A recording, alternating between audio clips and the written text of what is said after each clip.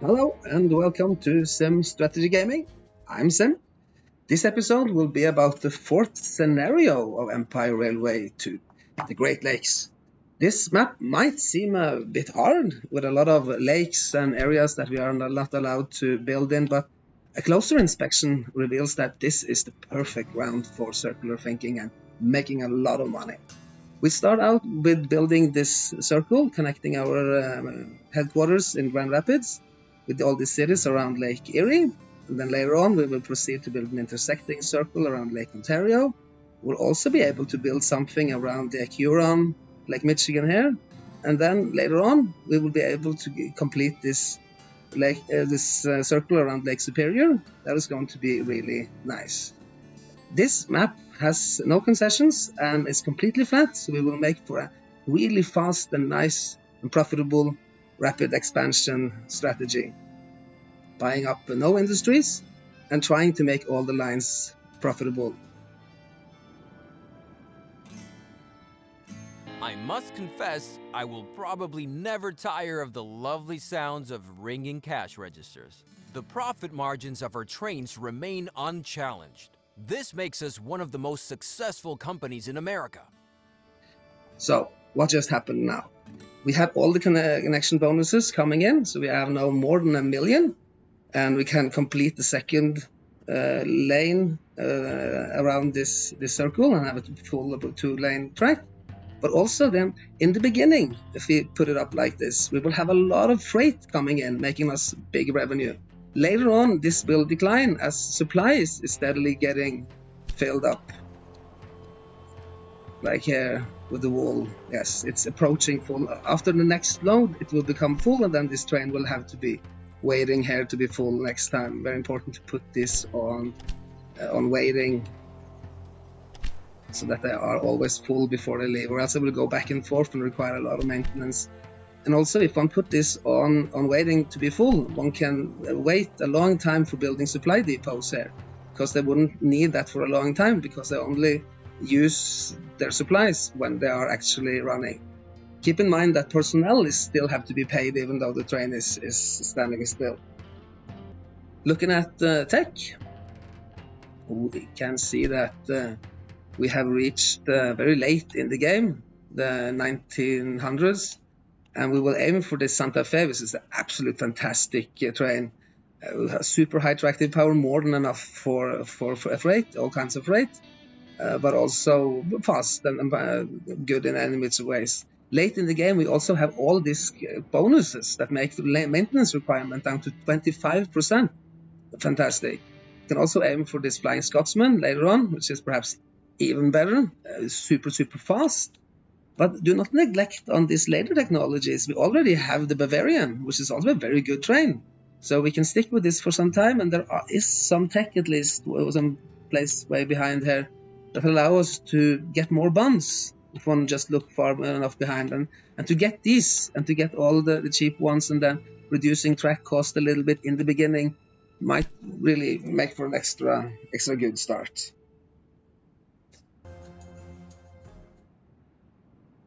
So then, only 9 months later, we have been a lot of money coming in, earning pretty decent revenue per week now. Yes, this is good. And then we've been able to complete the 2 lanes here, going back and forth, connected with gridirons so that can use both stations. And then proceeded. We haven't been able to complete circles, and then we don't really have to do that right away either. It might be a little expensive. So then just add upon these little auxiliary extensions, which can later be completed into a circle. It's a very nice strategy. Everything that is sort of hooked onto a circle benefits from the circle. But then, of course, it would need to have a warehouse here to just fill it up with the most needed goods. They don't need so many advanced goods in the beginning, so this will be fine.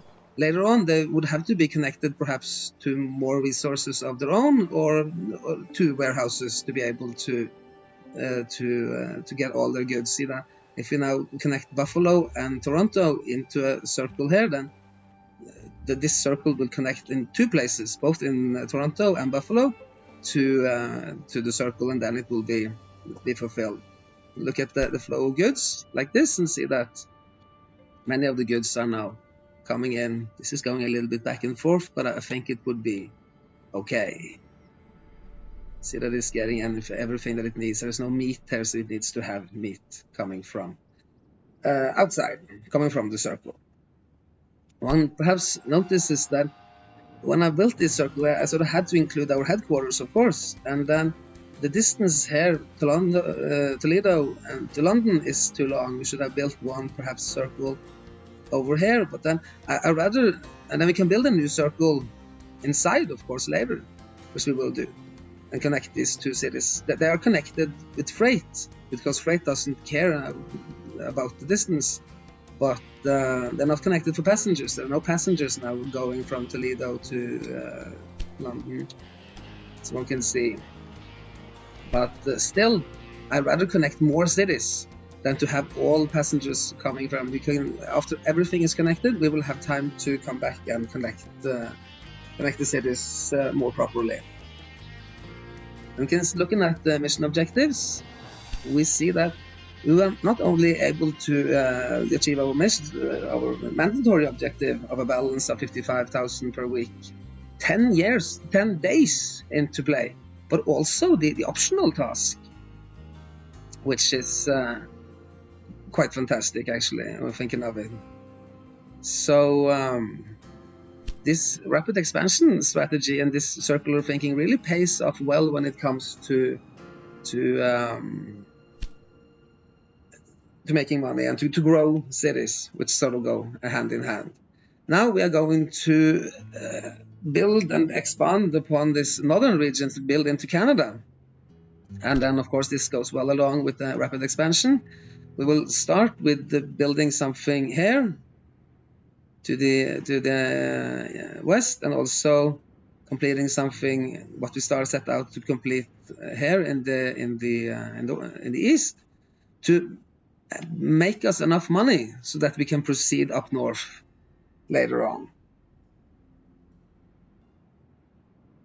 And then, after just 15 months of play, we've been able to connect all the cities on the map through all these different circles, mostly circles, and then also been able to expand this into a 4-lane and add upon an extra inner circle, which is also a 4-lane, so that all these cities now that are sort of member of our main region, our most central region, that receives passengers who are coming from all the surrounding regions, where we also have our headquarters, it now has a lot of extra capacity to make sure that the trains aren't turning red. One can see here that this railway system of ours, these 2 lanes now, that it is being overloaded.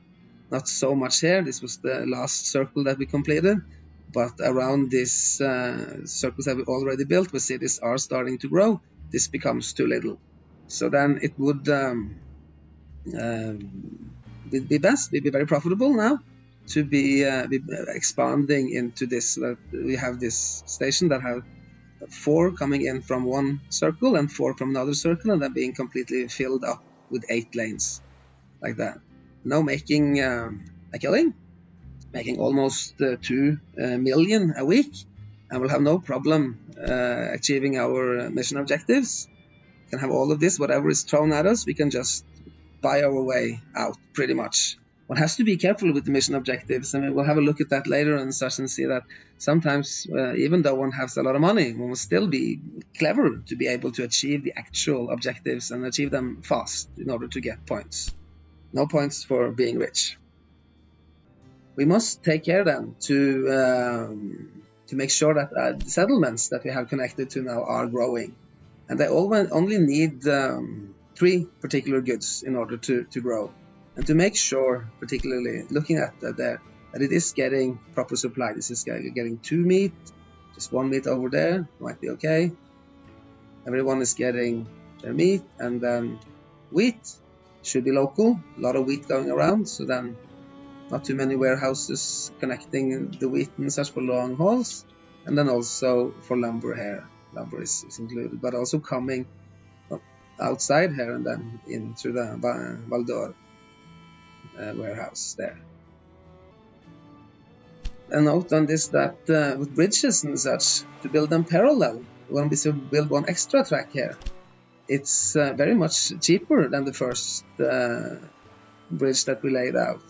You can see now that to double up this will only cost 220,000, which is not so bad actually, considering this the length here.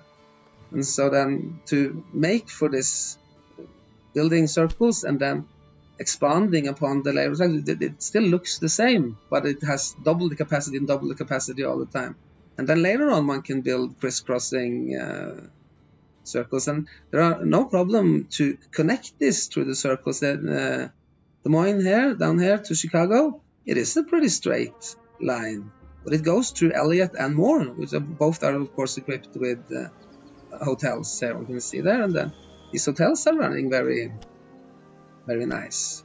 You can see a lot of passengers coming through, and all of them paying for transfer and paying for to be staying at these hotels. You can build some restaurants and such as well to make even more revenue, but then I'm really a big fan of maintenance depots, lots of them.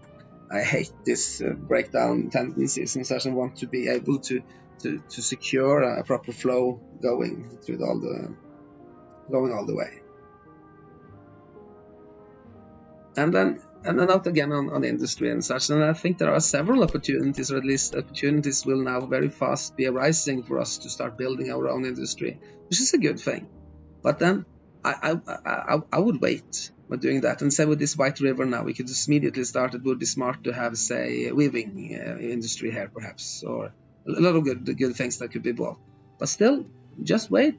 Build more tracks. There will be some computer will figure out, some private investors will figure out something to build there, and then we can rather help them along and make more money from that, from transporting the resources to that factory and bringing out the goods and then growing our cities, getting more passengers. All this is very much more profitable than having absolute control over all industries. But then, of course, as soon as we have completed pretty much all of our rails and are making absolute amount of money, later on then we can build all the industries that we want and really get into detail managing everything. But so then, in November, there is one thing that I really have to point out here, and I've been warning about this these long hauls, and then to achieve our mission objective, have a look there first. We're going to transport these passengers all the way from Syracuse to Duluth. And then I tried to build this long circle going all the way around here before I figured that was too long for any passengers to actually bother to take the train. But still, I made for a different solution. But still, these trains are going back and forth, and then going for an enormously long haul here. See, all the way up and down here. I made for this long line, even though I thought I shouldn't really do it, but I thought that would complete the mission and perhaps make me some money in the meanwhile. But what then happened? This is some sort of a bug or something wrong. I can't really figure it out. If there are two long hauls, then this train is now on its way to Thomas, but it comes from Fourrière. And then Thomas, where is Thomas? It is all the way down here, but it's not supposed to do that. After this stop, after Val-d'Or, it's supposed to go to Fourrière and then to Nordland, and then Lee and Ottawa. And then, of course, it breaks down in the process. And if somebody has any explanation to this, I would be thrilled if somebody left a comment or had something to do. But in the meantime, you just have to build shorter lines. You can also point out is that this when there are these long lines and such, one must take care that there are passenger lines, express lines. If I put this now up on automatic and also transport goods, then it will become a horrible mess, because it picks up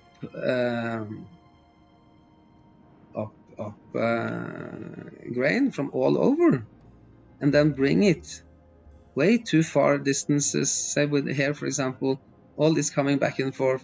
And if I further increased on building more warehouses and putting wheat into them along the line here, on different spots, it will make for an absolute horrible mess. And these kind of messes, if one were to make them, looking at the flow of goods now, this can really break your entire industry. The trains will go back and forth, and all these warehouses will be filled to the brim with goods that cannot be picked up and just have been waiting there for a long time. And the cities will start shrinking, and your revenue will drop, and you will probably lose. So that to do this, to have a super long line carrying goods and lots of warehouses connected to it, this is a perfect way of losing the game fast. And I wasn't really aware of this in the beginning, so actually I have lost a couple of times. But now, as I figured it out, I never build too long lines, and if I have to build them, I put only passengers on it. But still, if there are only passengers on it, it will still have this tendency sometimes after running some time, it will get out of track and then start losing maintenance. One can delete this train then and then try to build it over, but often I would just change the trains like this, little trick here, and then change it back again. Cost me a little bit of money, but still, now all of them are filled with full maintenance, and then this big serious breakdown turned into a small, little, much more manageable breakdown.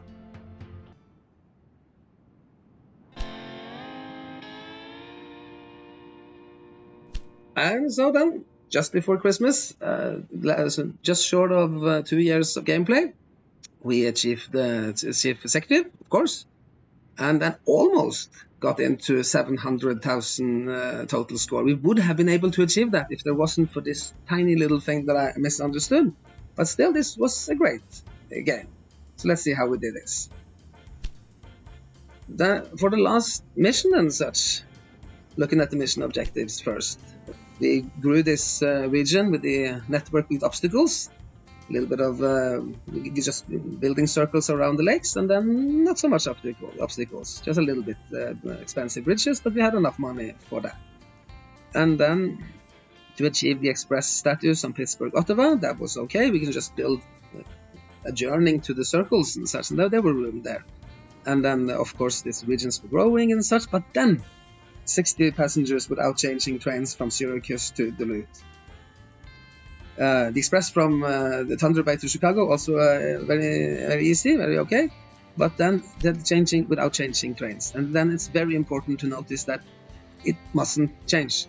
It must be like this, going into Syracuse here, and then looking at Duluth. I must check on this and see that there aren't any via. If I know where to go in here and select the train that is now actually carrying these passengers, and I had to do this sometimes, and then if I now include Buffalo, like this, see that it's working? Yeah. All right. Look now at Syracuse and see what is happening. They are all going via Buffalo now, and that means that none of them count for the mission objective. And then first I tried to build this long line going around here, which nobody cared to take. There were a lot of traffic on it, but nobody cared to take it from Duluth to Buffalo. So then I built for this long line here, super long line, just straight line. I just wanted to finish the mission objective in the straight express, so straight through all of the map. But still, they were going through Buffalo, so then I had to delete the Buffalo stuff, and then they were direct. And another thing to point out, that this line here from Duluth to London, which was actually an okay stop. It could stop in London. That didn't cause any problems. I don't know why. But from London here to Duluth, that is over the maximum distance allowed for one track. So then I have to build this little thing in between here that doesn't really serve for so much other than to be a maintenance depot, and also to allow for this super long track here. Looking at the budget and such, a fun thing to notice that we are actually now worth almost 300 million credits, which is 20 times the amount that we started out with just short of 2 years ago. So this is quite extraordinary, I think. And then looking at the quarterly reports and such, that we see we are steadily growing, but we are very much exponentially growing because we are connecting new cities all the time. And connecting new cities is way beyond profitable compared to any other thing. I mean, buying up industries and such, it's like you earn 100 times more from connecting a new city than to buy an industry. So see here that we are in starting this year in such 10 millions, then 20, 30, 40 millions, all the time connecting new cities. And it will go much further from this now, because now all the cities are really starting to grow. They haven't been growing. Some of them are just tiny little dots, villages. But now as they are growing, and now of course we have more than enough money. We're not building so much rails or anything. We have a lot of money, and now we can go around and buy pretty much anything and make for this perfect setup for industrialization and really make a huge amount of money. But still, well, now we have achieved the mission objectives and such, so that it isn't that much fun. But at least one see the possibilities as we go in. And it's important then when I'm thinking of what kind of industries to build here around these places, and then always go for the basic industries in the regions with not so big cities. They would need to have, sometimes we can be tempted to build something really nice because they're so close to a nice resource. But then to have fashion industries and enough planks and these basic things are very much important in the beginning, because that grows all the little cities into becoming bigger. And as they become really big, it's not usually that much of a problem anymore, because you're making so much money. You can do whatever you want. There's just your fantasy stopping you. But in the beginning, when you are around this less than 60,000, there will be a lot of demand for clothing and plank, and also the liquor. Make sure that they're getting enough liquor, cheese coming on. But then it's much later, much later, until you need iron industries, chemicals, and all these others, which are of course very nice to have, gasoline and cars and these things. But that is only to grow these prestige projects, and not so much for really making money on a general basis. Look at the flow of goods in the end to see how we are managing this, with the sugar then coming in, using in many ways less and less warehouses. Of course, it will still be required to have warehouses all the way, but now we are relying more on direct lines. But still, it would be between at least these smaller circles, and such, with the cheese here produced in Rochester, going through Madison, further on to Grand Rapids, and such. And then building this sort of this line, adding on this resource line here, bringing all the resources onto these different circles, but not so much different cities, but not so much into the circles, because that would make for a mess. One has to be very careful about not making a mess here. This milk goes into this, so that's okay, because there's no other milk. The problem arises when you have a resource already inside of a system, and then add upon another from another system, and then they will sort of interflict these systems and go back and forth and make for a mess. Well, I guess that pretty much sums it all up. Trying to keep these videos a bit short and such. If they are too short, one can leave comments about that, but I think about half an hour is perhaps optimal. That's as much as one is able to concentrate about these things that are a bit hard and such, but it's very rewarding when one sees things that are starting to work out, and one complete the objectives, understand the game, and also making money and be able to make your own kind of way around and such.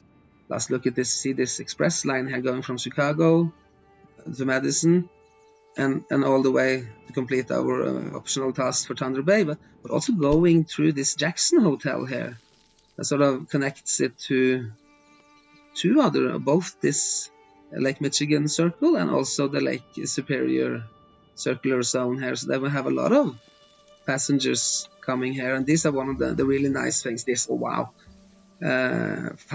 more than 5,000 express goods just the last month That's really, really profitable.